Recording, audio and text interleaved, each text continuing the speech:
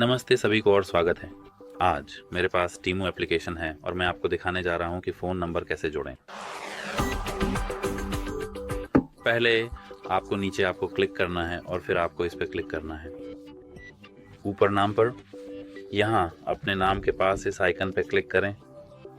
जैसा कि आप यहाँ देख सकते हैं, हम अपनी फ़ोटो, नाम, ईमेल बदल सकते हैं और मोबाइल फ़ोन नंबर जोड़ सकते हैं।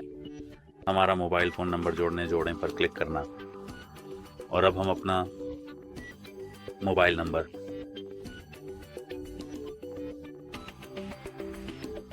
मैंने अपना नंबर चिपकाया और अब हमें सबमिट पर क्लिक करना है।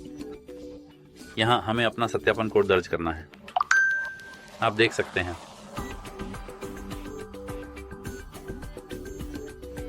और अब हमने अपने फ़ोन नंबर को अपने प्रोफाइल के साथ लिंक कर दिया है। बस इतना ही मदद करेगा।